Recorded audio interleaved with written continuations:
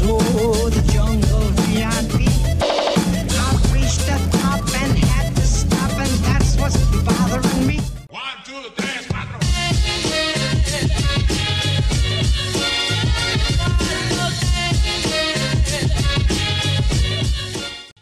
Hello everyone, hope you're doing well. Today in War Thunder we're having a look at a mechanic which is missing out of rank 1 but is prominent in the rest of the game when it comes to ground forces, and what spurred these thoughts was pretty much one of the vehicles that is new to the Italian tree. This vehicle is the LV33cc.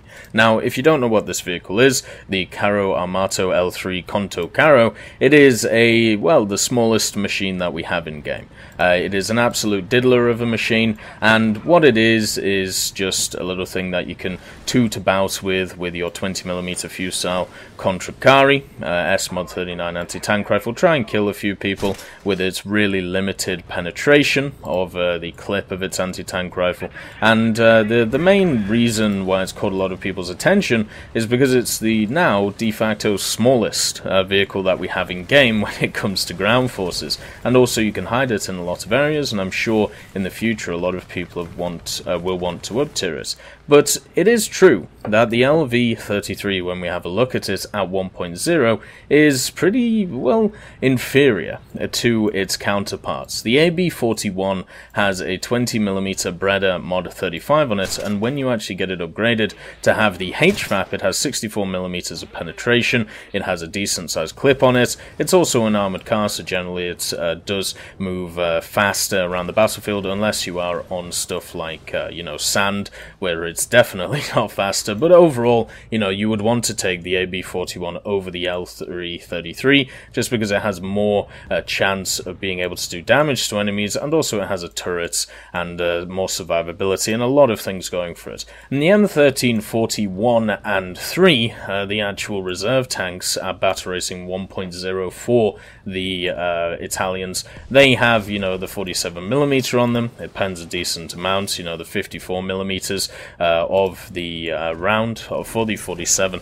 They also have tracks, they have a decent amount of speed, they've got a decent amount of armor. They're very average tanks, but compared to the L333, the only thing it has going for it at this point is the fact that it's incredibly small.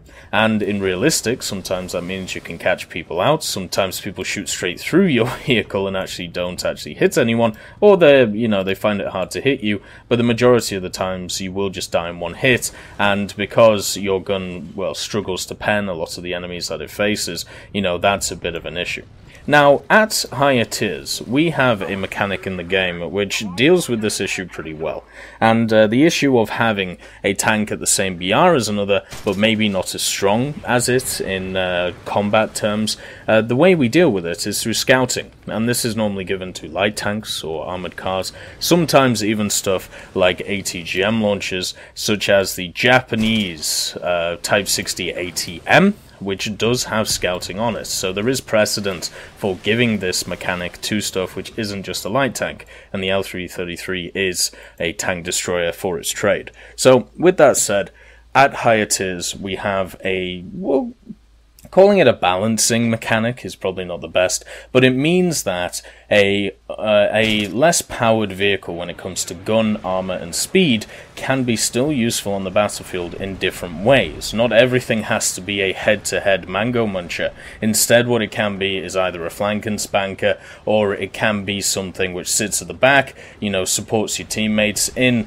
a very teammatey way by being able to spot stuff. And what is really surprising when we look at War Thunder is that we do not have scout mechanics in rank 1.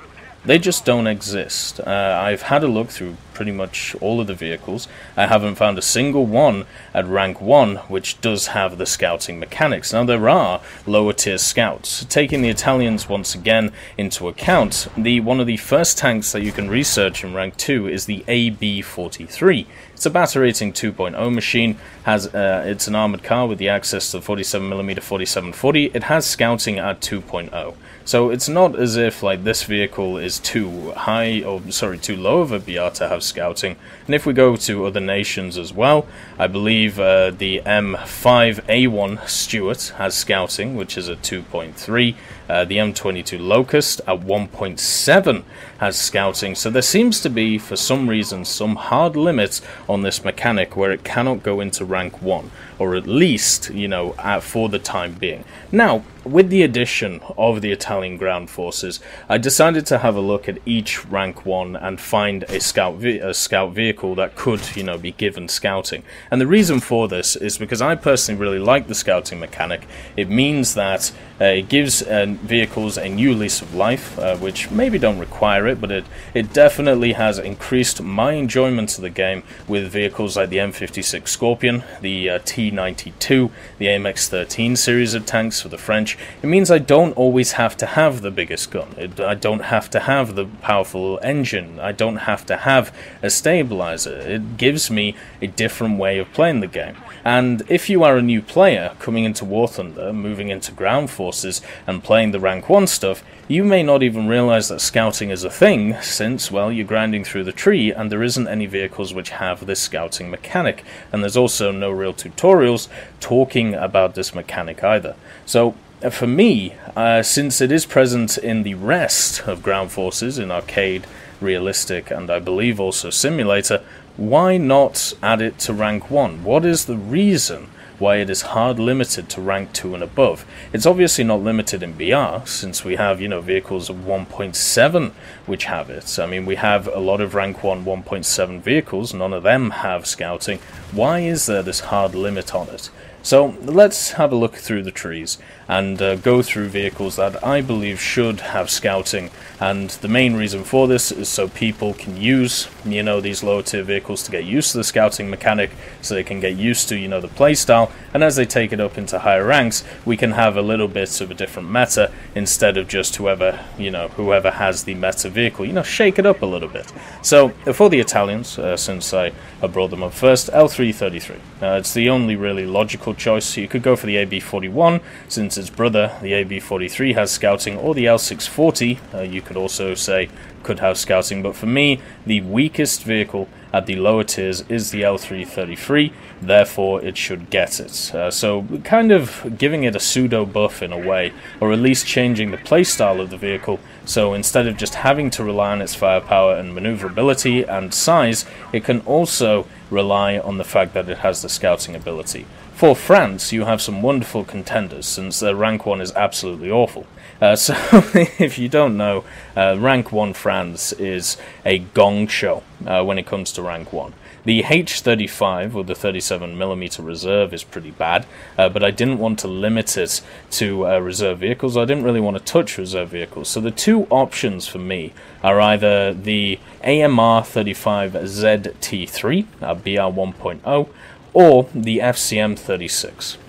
The FCM 36 is actually labelled as a light tank in the game.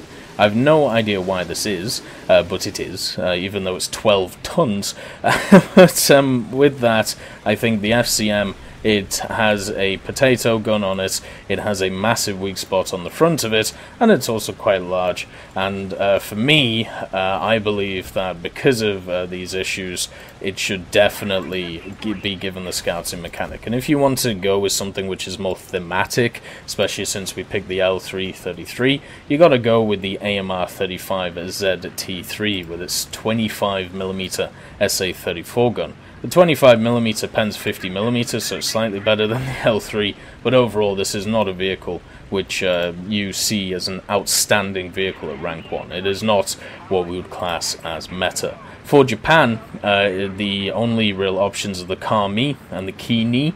These are two light tanks, so therefore following the theme of what, you know, other scouts are, or mainly other scouts are, which is light tanks. So you pick the Kini or the Kami to be able to do the scouting. For the British, the Daimler AC Mark II. This is a light tank according to the game, even though its name is Daimler Armoured Car. And the reason why you pick this one is historically it was used as a reconnaissance vehicle, and also it fits in that 1.3 1.0 BR. The only issue with the Daimler is I would actually say the Daimler is competitive at its BR because of the 40mm 2-pounder and also the fact it can rock around with some pretty swanky suspension. But when we look at the other vehicles at rank 1 Britain, for me, either the Daimler or the A13 are the the lowest or the lowest of them. So therefore, you either pick one of them. I personally just go with the Daimler because of the historical purposes. For rank 1 Soviets, a lot of them are very strong, but the ones which aren't are the Su-51 and also the T-70. Now the T-70 I still think is okay since it has the 45mm, so I'm going to leave that out and just talk about the Su-51. The Su-51 is another tank destroyer, has a 76mm on it, which is pretty strong. It is open-backed, so therefore your crew can die very, very quickly in it. And since it is a 5-man crew with 4 on the back, you can get machine gunned by a plane and just die instantly in realistic. The main limiting factor of this machine is its speed, and also the fact it only carries 8 shells. So therefore, it's never going to be a vehicle that's going to take over the battlefield, especially when you have stuff like the T-60 running around. So for me, to give it a little bit of a boost, and also to introduce new mechanics to people who are starting off to the game, you give the scouting mechanic to the Su-51. The Germans, it's a little bit more complicated, and the reason for this is because a lot of their vehicles at rank 1 are very, very good, and also a lot of them would be rank 2 in other nations. So the Panzer IV-E, Panzer IV-3, F and J, and Sturm Panzer II, these would probably be rank 2s in other nations, and so would the Stug 3A. My personal opinion on it is, even though it's still a very good vehicle, I would give it to the SDKFC 221. It is not really one of the weakest out of the bunch because of its unique playstyle, but it is more of a reconnaissance vehicle compared to the rest, and its survivability is not very good. And it also fits, the idea of a scout. It's kind of nippy, has a pretty good gun on it, but not the best, has very limited survivability with the 2-man crew, since you can just machine gun the guy on the top, and also it can get killed very easily by aircraft. So for me, the SDKFC 221 is the way to go. For the US, the obvious choice is the M2A2. The M2A2, since it was added, has been kind of confusing for a lot of people, and that's because it's not very good. All it has on it is a 50 cal and also a 7.62.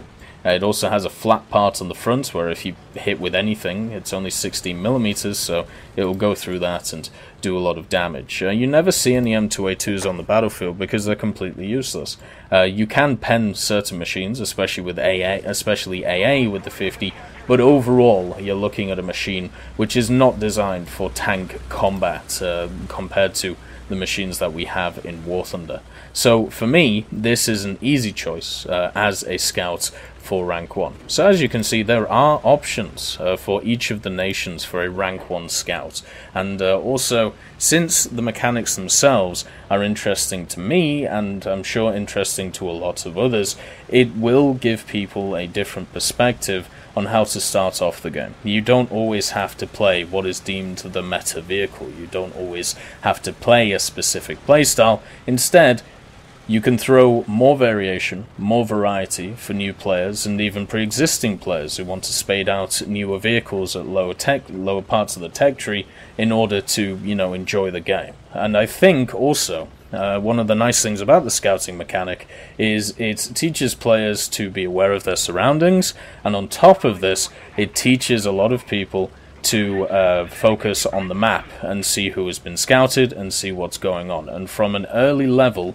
if you are a new player to War Thunder, or if you are a existing player in War Thunder that's been around for a while, the necessity to look at the map a lot is very, very important, and scouting helps that by basically flashing stuff all over the place so you can see what's going on.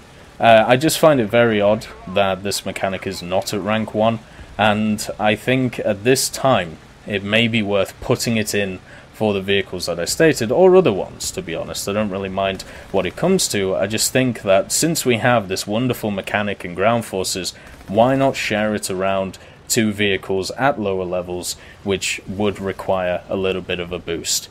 Anyway, I hope you all have a wonderful day, and I'll see you next time.